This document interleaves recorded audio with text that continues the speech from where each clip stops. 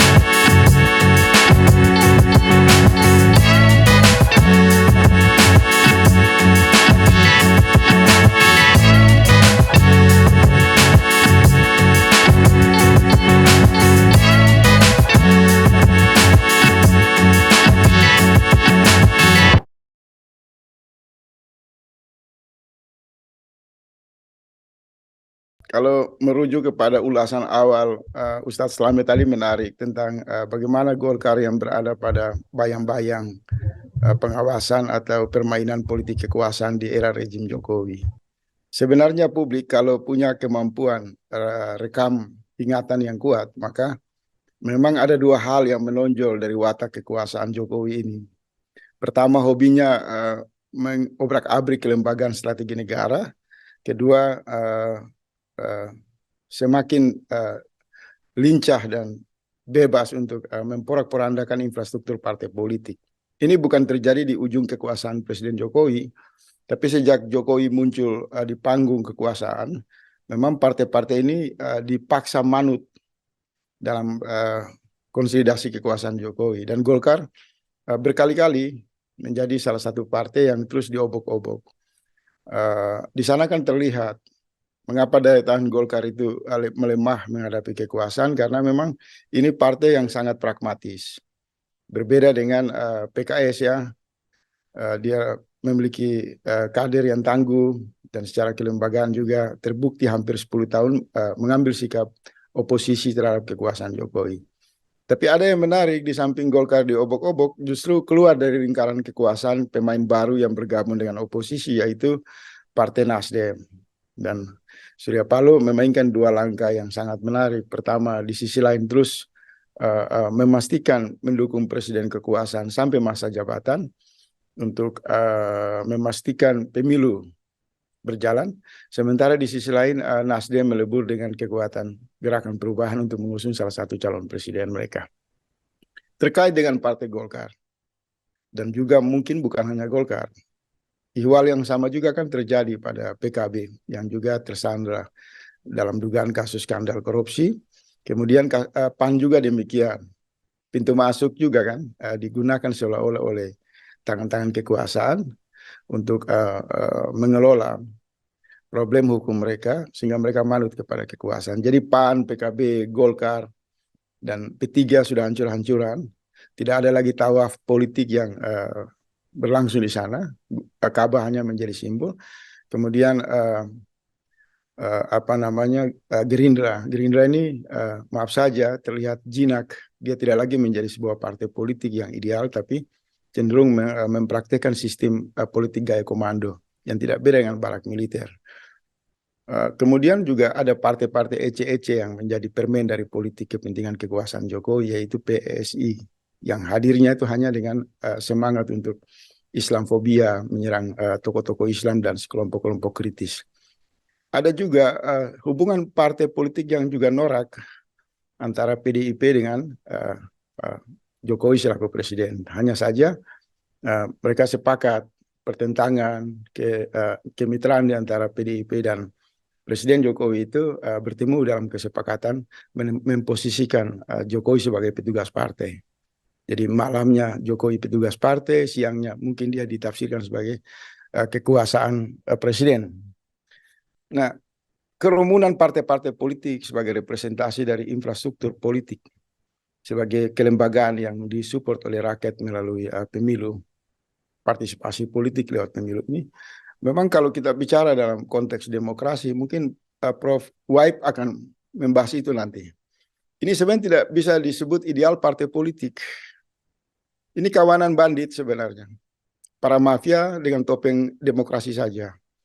Karena kalau partai politik dalam ilmu politik yang kita pahami, baik di mahasiswa semester 1 sampai kepada pakar ilmu pengetahuan yang terlibat dalam dunia ilmu bernegara, di dalam maupun di luar negeri, ketika melihat realitas partai politik di Indonesia itu kehilangan selera. Kita tidak menemukan lembaga-lembaga ini hadir sebagai representasi dari apa namanya, organisasi partai politik yang ideal. Dia cenderung dikuasai oleh pendekatan di internal adalah praktek komando politik yang berkuasa sepenuhnya di sana adalah segelintir orang dan lebih menonjol adalah ketua umum partai. Kemudian di luar partai dia punya relasi terselubung dengan supporting tangan-tangan jahat yang belakangan ini muncul di ruang publik yang disebutkan oleh rakyat. Partai dikendalikan oleh kekuatan oligarki. Ketiga, secara konseptual kerumunan orang di pasar partai politik ini semakin menunjukkan ini satu gelanggang transaksi atau interaksi para makelar, para markus-markus saja, sehingga mereka tidak luput dari jeratan hukum. Satu persatu, hari demi hari kita lihat di ruang publik partai politik, sumbangan terbesar mereka lah menghadirkan para koruptor yang terus menerus tanpa berganti. Jadi secara infrastruktur bangkrut, secara moral mereka tidak bisa dinyatakan memiliki martabat dan wibawa di depan rakyat. Dan secara politik pragmatis ini menjadi santapan lezat di meja kekuasaan. Tinggal presiden yang memiliki nafsu untuk menguasai parlemen, maka syarat penguasaan atas parlemen ya harus menguasai partai politik, mengontrol partai politik. Maka partai-partai besar seperti PDIP, Gerindra, Golkar itu memang diikat, dirantai secara kuat oleh kepentingan kekuasaan. Dan kemudian terbukti mereka dipenjarakan di satu tempat namanya gedung DPR dan mereka diberi makan seperti kumpulan monyet di kebun binatang. Hanya bedanya mereka monyet tidak berdasi, mereka berdasi. Kemudian dia beri upah oleh rakyat dengan angka triliun rupiah. Dan orang-orang ini tidak sekedar menikmati lezatnya upah negara. Mereka juga terlibat kong kali kong proyek dengan kekuasaan. Maka muncul BTS, muncul skandal-skandal korupsi besar yang tidak lepas dari perpaduan syahwat kekuasaan dan kepentingan politik, partai politik. Saling tukar guling kepentingan di sana terjadi. Maka di posisi ini kita melihat ini rontoknya sebuah sistem demokrasi, hancurnya sebuah tatanan bernegara. Bahwa negara hadir hanya untuk menyokong satu komplotan jahat yang duduk manis, hanya angkat tangan mengatakan setuju atas bimbingan dan arahan kekuasaan. Dan kemudian setiap bulan mendapatkan gaji satu orang di atas 500 sampai 600 juta. Ini kalau andai ada saja anak-anak muda 1 juta orang di Indonesia memiliki pandangan yang idealisme, memiliki sikap-sikap tauhid yang bersinar, kuat di dalam hati mereka, maka mereka akan berbaris datang ke DPR itu untuk mengusir kelompok upah berbayar berjubah partai politik itu. Karena ini sudah semakin meresahkan, merusak. Bahkan pada level disimpulkan oleh rakyat telah melecehkan ideologi Pancasila, melecehkan konstitusi, dan menghardik nurani dan akal sehat rakyat. Jadi partai politik dan keterwakilan mereka pada struktur kekuasaan ini adalah satu perpaduan dari kehancuran, kekacauan bernegara. Nah, apa yang mesti dilakukan? Ini menjadi terus diskusi dalam pilihan-pilihan yang ideal. Sebagian mengatakan bahwa masih terus membutuhkan jalan damai, yaitu elektoral untuk memperbaiki kerusakan yang terjadi. Tapi sebagian juga mengusung poros alternatif yang percaya bahwa hanya jalan pendekatan politik yang revolusioner yang bisa mengakhiri semua pertunjukan jahat ini. Nah, pilihan-pilihan ini dalam berbagai forum saya terlibat, mencoba untuk berkontribusi, memberikan gagasan. Kemarin lewat beberapa forum yang diikuti oleh beberapa guru besar, praktisi hukum, dan beberapa pakar. Saya diundang khusus itu malam Muharram. Dan saya menyampaikan satu gagasan, kalau elektoral ini dengan sistem pemilu yang kita anggap liberal, mengkhianati konstitusi dan Pancasila, maka sebenarnya ada ruang untuk mengkonsolidasikan demokrasi. Kebetulan di sana ada Pak Lanyala Mataliti selaku Ketua DPD RI. Saya memberi saran bahwa yang tersisa di luar partai politik sebagai antitesa adalah Dewan Perwakilan Daerah Republik Indonesia DPD. Karena mereka ini juga kan satu kelembagaan yang secara legal dipilih oleh rakyat dalam angka yang banyak sekali jutaan orang. Maka DPD itu bisa diberdayakan, bisa mengidentifikasi 50-70 tokoh nasional dari militer, sipil, kampus, religi, terus diumumkan sebagai calon presiden dan diperjuangkan melalui jalur MPR. Kalau itu dilakukan, maka kekuatan rakyat terhubung dalam satu harapan. Bisa menggunakan perjuangan perubahan konstitusi lewat amandemen, membuka sidang istimewa lewat instrumen MPR untuk memilih calon presiden, sehingga negara irit biaya, negara tidak dibajak, calon-calon presiden tidak dibajak oleh ketua umum partai. Terus kemudian berhentinya politik cawe-cawe. Kalau usulan saya ini kemudian mendapat respon yang bagus, insya Allah itu akan digulirkan, sementara dirancang oleh Isanuddin Nursi sebagai ketua. Saya berharap dengan cara itu ada pembanding bahwa bukan hanya satu-satunya jalan untuk mengoreksi kerusakan negara lewat elektoral dengan memilih calon presiden baru lewat pemilu liberal. Tapi kita kembali kepada jati diri, demokrasi hikmat kebijaksanaan, kerakyatan yang dipimpin oleh hikmat kebijaksanaan melalui forum MPR, forum musyawarah mufakat. Karena itu kan fungsinya juga sama, memilih calon pemimpin bangsa yang bisa diidentifikasi baik untuk merubah situasi ini. Tapi kalau jalur elektoral ini saya membaca semakin kuat kesenjangan, ada dilema yang kuat. Memang ada beberapa figur yang menonjol, memberi sisa harapan.